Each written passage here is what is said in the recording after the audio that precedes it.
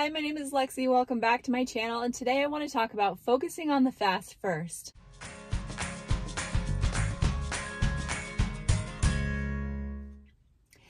Okay, so this video is particularly for people who are new to intermittent fasting, but honestly, this could be for anyone who is changing up their fasting protocol or any kind of change within fasting. But that is just that if you are beginning to fast, you need to just focus on fasting first and fasting only and learning how to fast.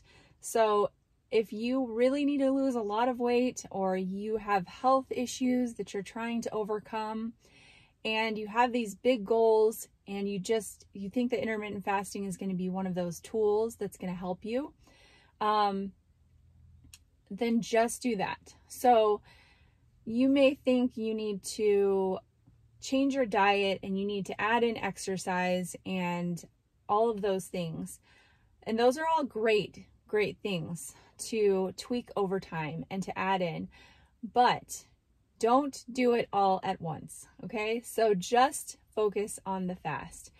Focus on learning how to not eat for a certain amount of time. Pretty simple, right? But you're actually teaching your body how to do something different because your body is probably used to using sugar and glucose as fuel. And what people don't understand about fasting sometimes is that you're teaching your body how to burn fat for fuel, which is the same thing as what happens in a ketogenic diet. When you go into ketosis, your body is going to go into ketosis through the fast as well. But it's going to take some time because you're depleting all of those areas of storage that are storing glucose in your body. Those have to be depleted first. And until that happens, your body is not going to lower your insulin enough to be able to access your fat storage. And so it's not going to happen on the first day. It's not going to happen on the second day. And for some people it can take a couple of weeks or even feel like a month or so. And that's why one book that I really recommend reading is Fast, Feast, Repeat by Jen Stevens. I talk about it all the time, nothing new. I always have this book linked below because it is the best resource that I know of on just comprehensive everything about fasting, starting fasting, and there's a chapter in there and it's called the 28-day fast start. And she talks about this, about, only focusing on the fast and teaching your body how to fast and not worrying about anything else. Now, what I will say about this, and the one kind of thing that can be complicated, is if you're already doing a diet, you kind of have to decide if you're going to continue to do that diet. I would kind of recommend, unless it's like a calorie restriction diet, I feel like that is something you need to definitely get rid of before you start fasting, because you should not restrict how much you eat. I'm not talking about food quality or anything, but like you shouldn't restrict how much you eat when you're fasting. There needs to be a proper refeeding period, especially with alternate day fasting, but even in a daily window, there needs to be a good refeed period, and I think it needs to be not restricted. And so you may want to consider backing off of that calorie restriction.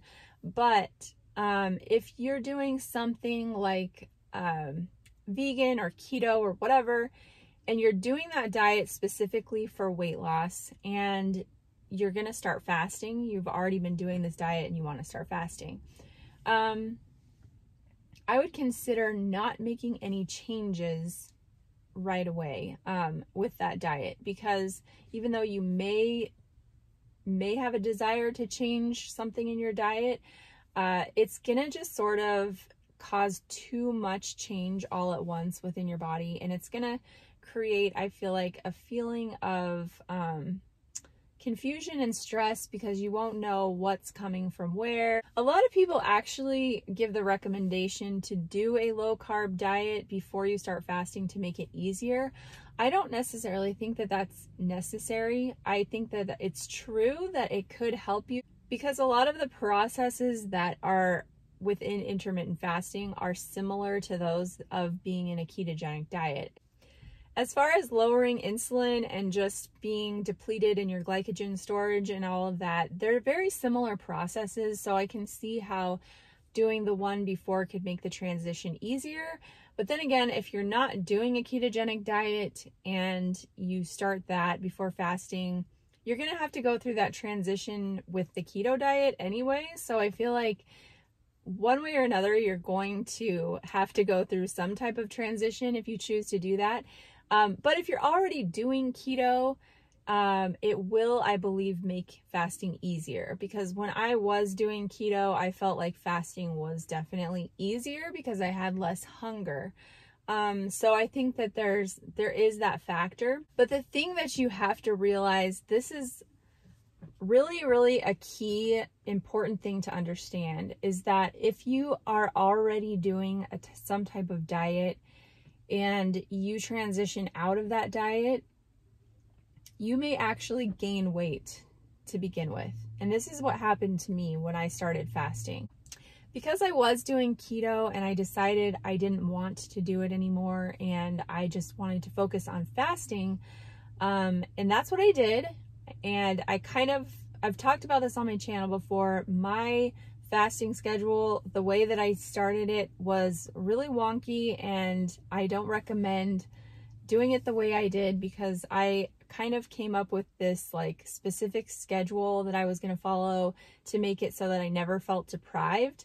And so I was like, I'm going to do OMAD, and then I'm going to do 2 MAD, 2 meals a day, and then on the weekends I'll do 2 meals a day, because I just didn't ever want to feel like it was hard. But it actually made it a lot harder because I was just always changing things up, and I never felt like I got into this rhythm. And I think that's the important thing when you start, is to get into a rhythm. And that doesn't mean you have to be rigid or you can't change it up or anything, but just to sort of focus on one thing, like one goal. So I honestly feel like for most people, the best thing to do is to start small. And so you just start where you are and shave off time and slowly bring that down. And not everybody is going to want to approach it that way, and that's totally fine. But just be aware of, or be wary of doing it too fast and too hard.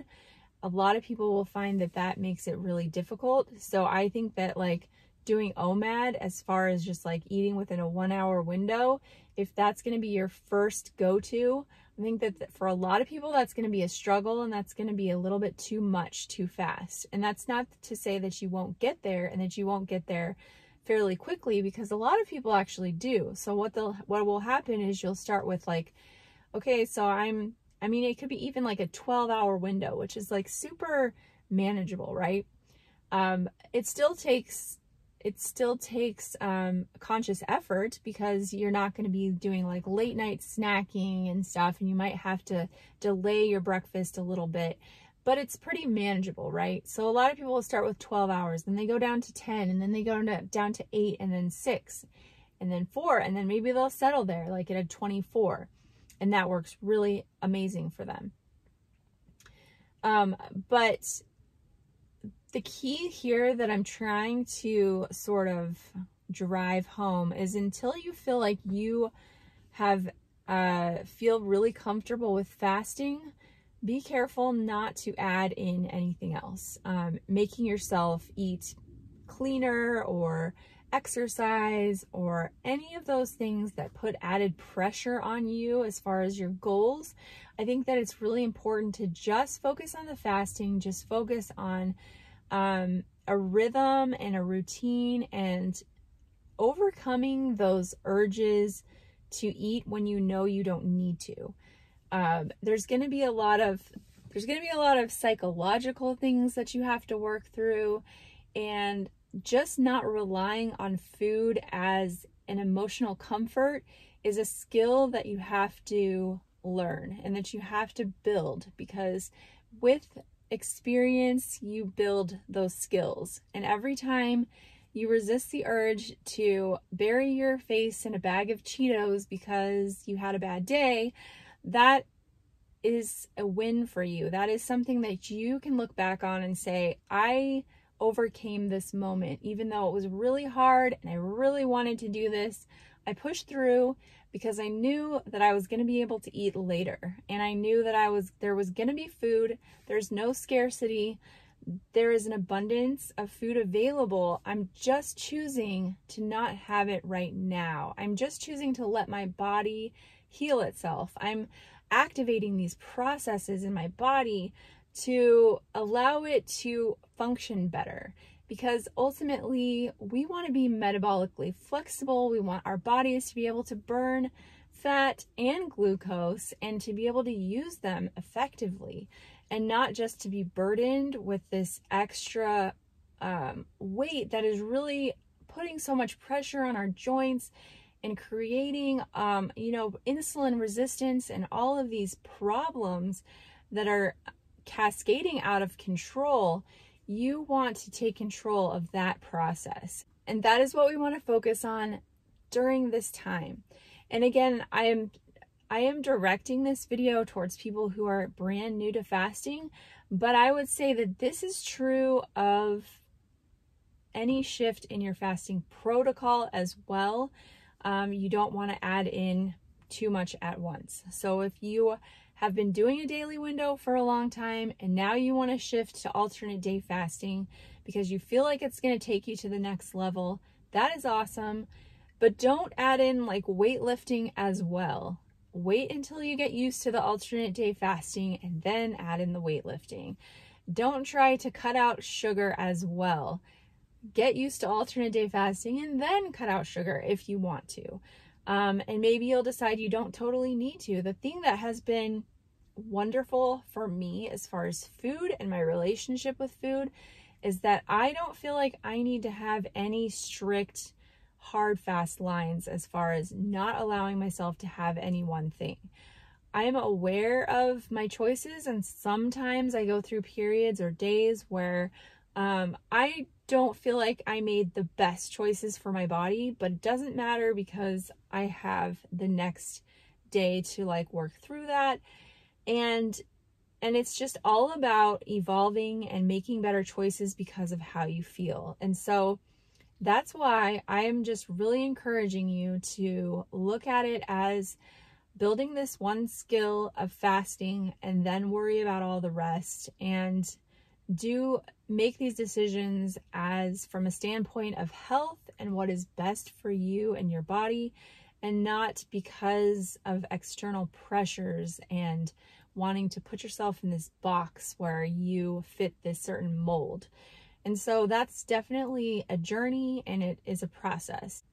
But this one thing of just focusing on the fast, I think is a very powerful, simplifying tool that will allow you to really focus on building a fasting lifestyle. So I hope that this discussion and this tip helps you. And thank you for being here. Thank you for watching, and I will see you guys next week. Bye-bye.